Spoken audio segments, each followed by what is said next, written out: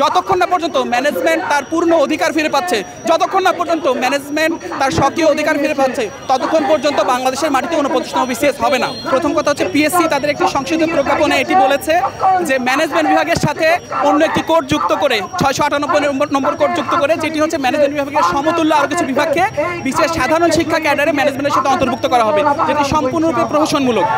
কোনোভাবে আমরা এটা মানব না। 1970 সাল থেকে শুরু করে ম্যানেজমেন্ট বিভাগ একটি মৌলিক বিষয়, ম্যানেজমেন্ট বিভাগ একটি মৌলিক বিভাগ, যে বিভাগ তাদের শিক্ষাদান করে আসছে। একটি কলেজের ম্যানেজমেন্ট সাবজেক্ট পড়ানোর জন্য একমাত্র ম্যানেজমেন্টই পারফেক্ট, ম্যানেজমেন্ট ছাড়া অন্য কোনো ডিপার্টমেন্ট এটি করতে পারবে না।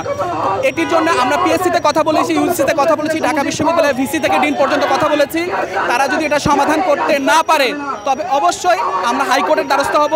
হাইকোর্টের রিট প্রক্রিয়া আমাদের চলমান আছে।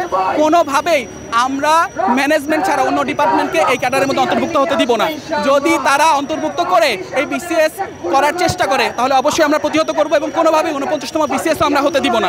যতক্ষণ না পর্যন্ত ম্যানেজমেন্ট তার পূর্ণ অধিকার ফিরে পাচ্ছে, যতক্ষণ না পর্যন্ত ম্যানেজমেন্ট তার স্বকীয় অধিকার ফিরে পাচ্ছে, ততক্ষণ পর্যন্ত বাংলাদেশের মাটিতে 49তম বিসিএস হবে না।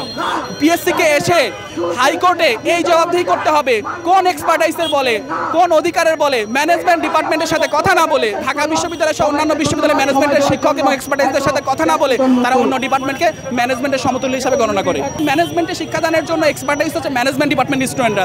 ম্যানেজমেন্ট ডিপার্টমেন্টকে পড়ানোর জন্য যদি আমি অন্য একটা ডিপার্টমেন্টকে নিয়ে আসি, অবশ্যই সেই ডিসিপ্লিনে কোনোভাবেই ভালোভাবে শিক্ষাদান হবে না। আর যেখানে ম্যানেজমেন্ট ডিপার্টমেন্ট প্রতিষ্ঠিত ম্যানেজমেন্ট পড়ানোর জন্য, সেগুলো বিশেষায়িত ডিপার্টমেন্ট। তো বিশেষায়িত ডিপার্টমেন্টকে কেন আমি ম্যানেজমেন্টের মধ্যে অন্তর্ভুক্ত করবো? তাহলে তাই যদি হয় তাহলে সেই ডিপার্টমেন্টগুলো থাকার কি প্রয়োজন? সেই ডিপার্টমেন্টগুলো কিন্তু ম্যানেজমেন্টের মধ্যেই অন্তর্ভুক্ত করে ফেলা যায়।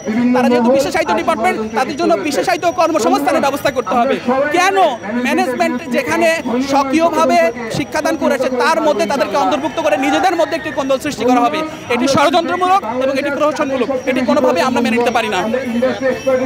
এটা স্পষ্টভাবে পিএসসি বা পিএসসিদের সদস্য আছে, তারা এরকম সিদ্ধান্ত নিয়েছে। তারা কাদের সাথে কথা বলে সিদ্ধান্ত নিয়েছে আমরা জানি না, কিন্তু তাদের সিদ্ধান্ত নেওয়ার আগে অবশ্যই ঢাকা বিশ্ববিদ্যালয় সহ অন্যান্য স্বনামধন্য বিশ্ববিদ্যালয়গুলোর ম্যানেজমেন্ট এক্সপার্টাইজ এবং টিচারদের সাথে পরামর্শ করা উচিত ছিল, যেটি তারা করেনি। আজকে যদি আমি গিয়ে বলি আমি রসায়ন ডিপার্টমেন্টের সমতুল্য, তাহলে কি আমি সমতুল্য হয়ে যাব? আমি যদি বলি আমি পদার্থ ডিপার্টমেন্টের সমতুল্য, আমি কি হয়ে যাব? না, পদার্থ বা রসায়ন ডিপার্টমেন্টকে বলতে হবে যে আমি তাদের সমতুল্য। ঠিক একইভাবে কেউ যদি নিজেদেরকে সমতুল্য বলতে চায় তবে ম্যানেজমেন্ট ডিপার্টমেন্টের কনসার্ন লাগবে যে হ্যাঁ তারা সমতুল্য। এছাড়া কোনোভাবে আমরা এই ষড়যন্ত্র মেনে নিব না।